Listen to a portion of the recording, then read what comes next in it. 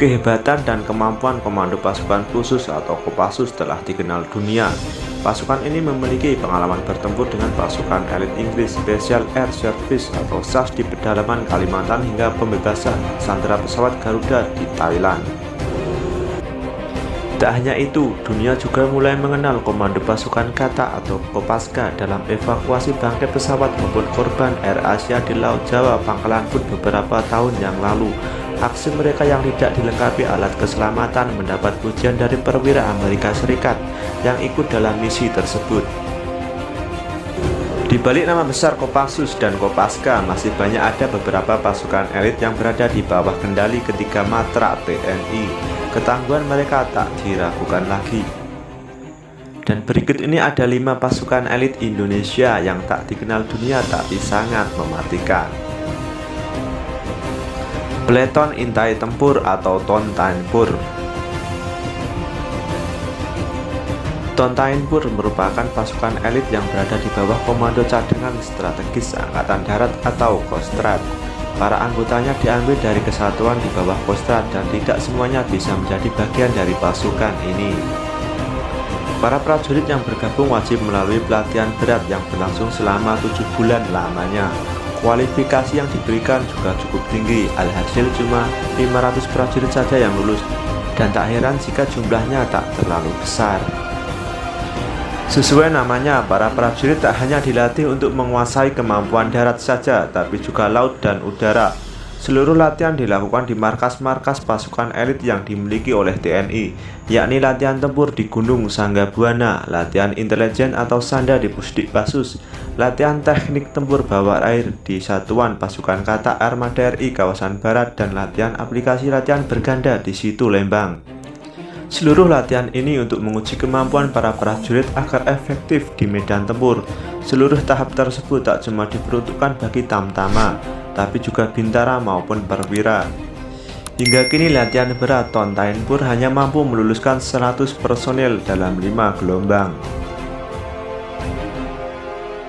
Detasemen Jala Mengkara atau Denjaka. Denjaka merupakan pasukan elit di bawah garis komando marinir TNI Angkatan Laut. Mereka yang menjadi bagian dari pasukan ini telah menjalani pelatihan yang sangat berat. Setiap tahunnya hanya 50 orang yang lulus dari berbagai pelatihan. Awalnya para prajurit dilatih keras di Kawah Candra di Muka di Situbondo. Latihan yang berat membuat detasemen ini sempat diperkuat belasan prajurit saja. Mereka yang tak lulus dikembalikan kepada kesatuannya masing-masing. Sebagai calon prajurit Denjaka, setiap peserta tak cuma dituntut fisik yang prima, tapi juga kecerdasan yang tinggi.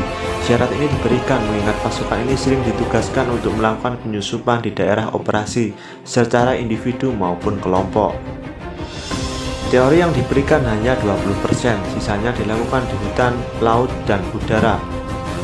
Baik menyusup dengan terjun payung, bergerak lincah di laut, serta bertahan hidup di darat. Tugas-tugas yang diberikan harus dilaksanakan dan diselesaikan secara sempurna. Tidak ada kata gagal dalam hal ini. Dari semua latihan yang pernah dijalani, latihan yang dilakukan di Banyuwangi merupakan yang paling berat, di mana setiap prajurit diikat kaki dan tangannya dan dibuang ke dalam laut. Dengan keadaan itu, mereka diminta bertahan hidup dan meloloskan diri. Selanjutnya, mereka tidak diperbolehkan membawa perbekalan apapun, termasuk minum saat berlatih di dalam hutan. Selama 3 hari 3 malam, para prajurit tidur di tengah hutan rimba, terkadang lebih dari itu. Selain fisik, prajurit juga dilatih mental, mulai dari terjun tempur baik siang dan malam, menyelam hingga renang di tengah laut tanpa bantuan apapun. Setelah lulus, mereka bisa mendapatkan baret ungu. Satuan Bravo 90 atau Sat Bravo 90. Dibanding 2 kakaknya di Sat 81 TNI Angkatan Darat dan Denjaka TNI Angkatan Laut, Bravo bisa disebut anak bungsu. Dan Bravo 90 dibentuk tahun 1990 di markas Korps Pasukan Khas TNI Angkatan Udara Margahayu, Bandung.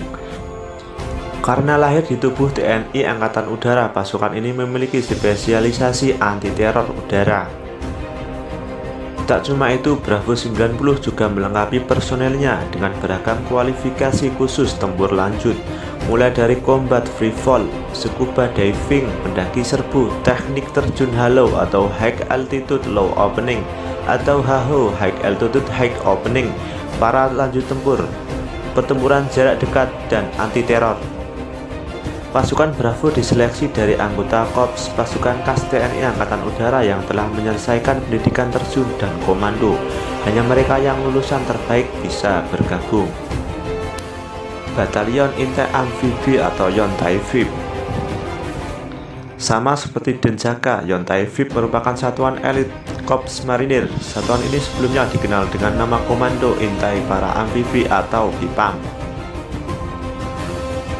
Untuk menjadi bagian di dalamnya, setiap calon anggota harus memenuhi syarat mental, fisik, kesehatan, dan telah berdinas aktif minimal 2 tahun. Setelah lulus seleksi awal, latihan permulaan yang dilakukan adalah berenang dalam kondisi tangan dan kaki terikat sejauh 3 km.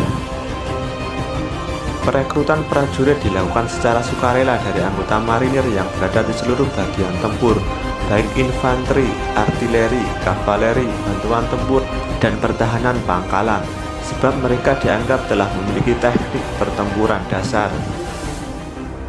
Sama seperti pasukan elit lainnya, metode pelatihan dibagi dalam beberapa tahap dalam 3 matra, yakni darat, laut, udara, dan bawah air. Seluruhnya dijalani selama 9 bulan di 8 pusat latihan pertempuran atau Puslatpur. Batalion Riders TNI Angkatan Darat.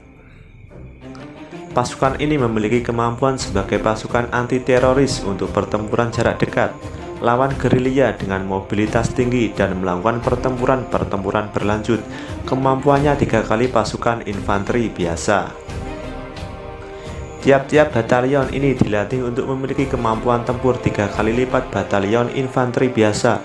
Mereka dilatih untuk melakukan penyergapan dan mobil udara seperti terjun dari helikopter. Pasukan elit ini diresmikan Jenderal Riyam Riyad Riyasudu tanggal 22 Desember 2003. Mungkin karena Riders, Indonesia bisa mendapat predikat negara yang memiliki pasukan elit terbanyak.